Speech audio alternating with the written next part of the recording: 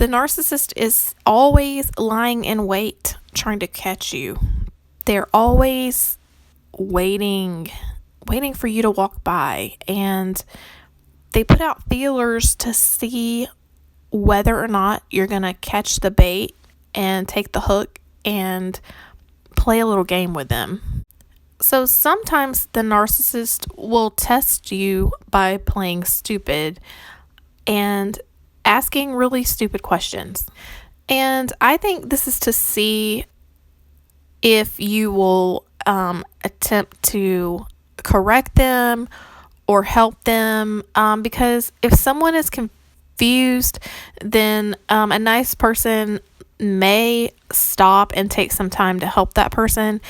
And when you're doing that with a narcissist and they're just pretending, they're actually getting narcissistic supply off of that, because they've stopped you from what you were doing, and now all your attention is on them. So this is a game. And also the narcissist, they want to see just how far you'll go, what links you will go to make them understand something. So a narcissistic parent will pretend like they can't find a destination, or they can't do something without your help. And of course they can. They just want to see how far they can get you to go out of your way to help them. I think too, in the workplace, if you have a coworker that is pretending to be confused about something, or is just overall acting like they know something but it's not actually the right thing, that's gaslighting to deny the reality of something. So they'll pretend like the sky is purple or something like that, and they'll just tell you with a straight face that the sky is purple. And it's a test to see how much you'll try to go against them and fight them, kind of to see like how big of a problem you're going to be. So in the workplace, I pretty much can predict this, or I expect this in the workplace. And when this happens in the workplace, so like if I have a narcissistic coworker and they're telling me something that's incorrect, I don't argue with the person. I just let them say whatever. And if, this happens a lot when they're trying to give you incorrect directions on how to do something, or they're being vague about something, or you can tell they're not specifically explaining something correctly. I do not attempt to correct the narcissist, because that just actually gets you into more of a conflict with a narcissist, which is what they want. I honestly just let them think the wrong thing. I know that they know better, and I do what's right to avoid a conflict. But I will say, in situations where a stranger is doing this, I do tend to fall for that more, because I give people the benefit of the doubt. I'm learning still.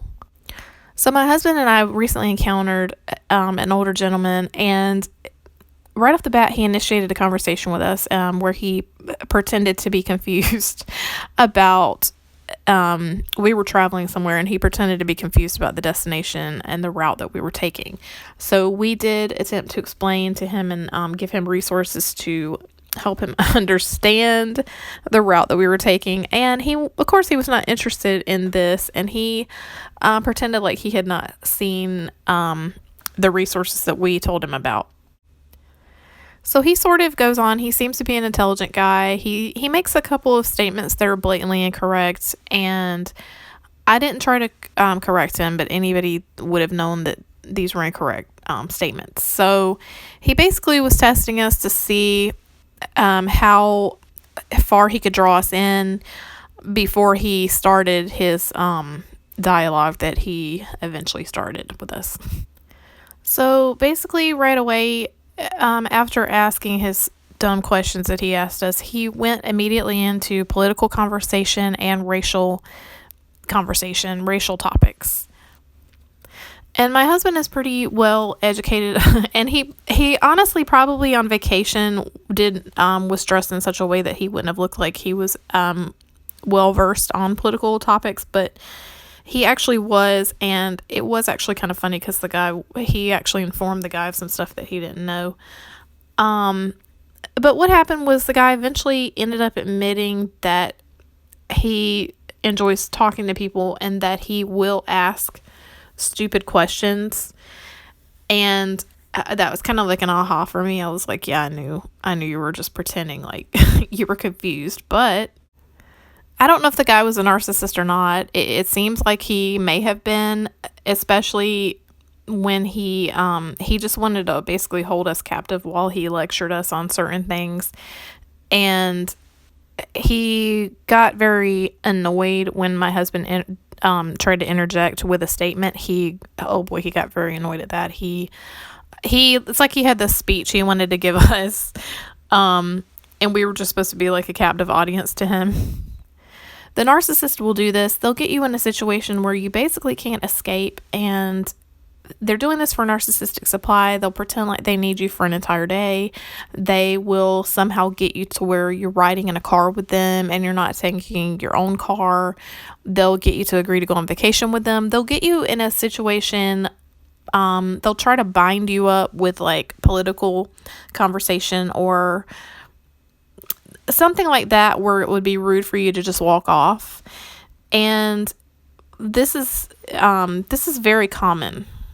So just know that you can always get up and walk away from a conversation. Don't be afraid to be rude. The narcissist is going to use your good heart and your kindness. You're not going to want to look rude to the narcissist. The narcissist is going to use that against you.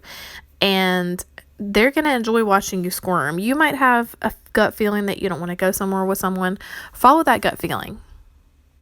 So I have been a codependent most of my life just because of my trauma that I've gone through up until I actually started to become informed and educated about narcissism. An informed empath is a narcissist's worst nightmare because they think that they know you, and certain things that they might do or certain techniques that they might use on you might work in the beginning, but if you're smart and if you can learn how they operate, you can actually turn the tables on them. So I'm a nice person, but once I realize that someone is a narcissist or that they're trying to narcissistically manipulate me, I will literally give it back to them, and they are absolutely dumbfounded. I'll get up and walk away from the conversation. I'll refuse to answer phone calls. I will make smart ass remarks and just basically mirror exactly what they're doing to me. And let me tell you, they absolutely cannot believe it. They're flabbergasted if you do that. So it's actually fun to give it back to them, whatever they want to do to you. It's fun to stop caring. People tell you don't care about what people think about you, and that's really sort of true. You do have to in order to care about yourself, you have to stop caring what other people think. And recently I've discovered that I might love my narcissistic family, but I don't love anyone enough to treat me badly.